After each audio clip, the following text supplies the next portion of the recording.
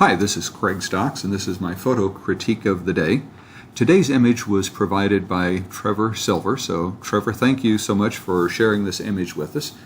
We have a wonderful image of a springtime Milky Way. In the spring, the Milky Way will be angled like it is here up to the left, and we also have some, looks like young corn plants growing in the foreground. So, a couple clues that this is a springtime image, and probably from last year, but not this year, because the Milky Way's just now starting to be visible in the very early morning hours. I really like this image. There's a lot of things going for it.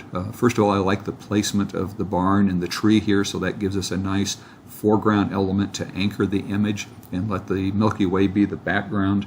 I like the angle of the hillside or the ground here, the way it kind of leads down to the tree, in the same way that the Milky Way is leading down to the subject or the anchor here. And then there's a little bit of a sense that the tree is leaning back the other way, so it does a real nice job placed here in the lower right edge of the quadrant of the image. So I think that works real well overall. One of the wonderful things about nighttime images is there's no right or wrong in terms of how bright or dark you want the image to be, or even how colorful you want it to be.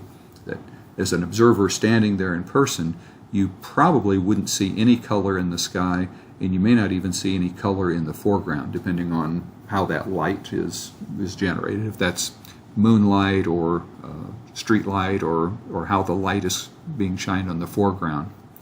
So as an artist, you have kind of free reign to make the sky any color you want, any brightness you want, any saturation you want, and you'll see a lot of different interpretations of the Milky Way as you look at different night sky images. Personally, I like the choice that Trevor has made with it's a somewhat neutral rendition of the Milky Way, but still letting some of that color show through, and going with a blue sky, which is what we're normally accustomed to. So I think you've made some good choices there, although lots of other choices could be good also. In terms of the stars, you've done a good job of getting good, sharp stars. The goal with a night sky is to try to render the stars as pinpoints, which is the way they appear to us in person, which for the most part you have in the center of the image. As we look up in the corners of the image, we can start to see that there is some motion showing up here and some short star trails showing up in the upper part of the sky. So that was probably, I'm guessing, like a 30-second exposure or thereabouts, which at 30 seconds you start to get a little bit of star trailing depending on which direction you're looking. The plus side of that is, unless you zoom in, most viewers won't see the star trails, and it has the added effect of making the stars a little bit more visible. One of the conundrums of night sky photography is the better job you do photographing the stars, the harder they are to see, because in reality the stars are just tiny pinpoints of light, and the only way our sensors can really capture them is to show them as larger than a pinpoint, and the brighter the star, the larger the point becomes. So photos never really do justice to the way stars look in person, because in reality the stars are mostly all pinpoints, but some pinpoints are brighter than others. In a photo, ideally they're all pinpoints, but some pinpoints are larger than others since they can't really be brighter. But anyway, I'm digressing. A good job handling the sky, good job with exposure. A couple things I did want to talk about. The bright spot here in the foreground I like because of the way it highlights a subject and an anchor in the image, but I am wondering if maybe this is a little too bright relative to the brightness of the Milky Way. So you might explore toning that down a little bit. I also wanted to talk about a couple of technical issues or opportunities. One, when we're processing night sky images, there's a couple tricks we can use to make the stars more visible. And one is to use clarity to enhance the stars. And I can demonstrate that real quickly if I add a graduated adjustment filter to the sky. And let me reset the exposure. Generally, if we add clarity, that will cause the stars to pop out a little bit more, and then you can also just drag the whites slider up and accentuate them even more. Depending on the size of the image and the resolution and the size you're going to either print it or output it, sometimes that can be too much. Generally, I find the larger the image is going to be seen, especially if you're going to make a large print, the larger you're going to print it, the less you need to do to accentuate the stars. The smaller it's going to be seen, the more you need to accentuate the stars so that they don't get lost in a small viewing size. So let me delete that. The other thing is there appears to be some haloing. There's kind of a dark halo here along the ground and around the tree and even above the barn here. And the top of the barn is a little bit dark compared to the bottom of the barn in the grass. And if we zoom in on the tree, you can see there's areas behind the tree where a brighter sky appears to be showing through these small gaps in the tree. And so what I wanted to do was just step into Photoshop to show quick steps for fixing that, because anytime you're masking a sky around a tree, you can have this problem. It could happen at sunset, or just anytime you're wanting to affect the background but not affect the tree. So let's open this image in Photoshop, and I'm just going to edit a copy with the adjustments, even though I didn't apply any adjustments.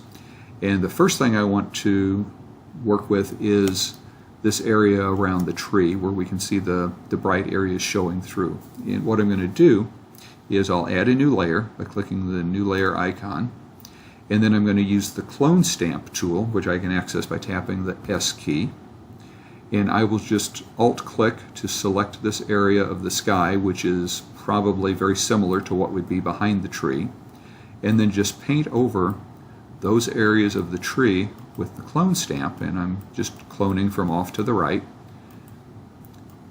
Now that obviously looks terrible, but what I can do now is change the blending mode of this layer from normal to darken. And when I change it to darken, what that does is it only allows the pixels on this layer to show where those pixels are darker than the layer below. And the sky that we copied is darker than that bright area that was showing through, but it's not darker than the tree. So we don't really have to do any special masking or any tricks. We just let that blending mode take care of the magic for us, and you can see by turning that layer on and off what effect it had. So the next thing I might want to do is deal with the haloing around it, and this was probably something that Trevor you'd want to do by going back to the original image, but just to show the difference, if I add a new layer again, and this time I'll switch to soft light blending mode, and then I'll switch to the brush tool, and we have white as our foreground and about 10% opacity. And so as I paint, I'm going to be painting white on this layer, and that will brighten that area because the layer is in soft light blending mode.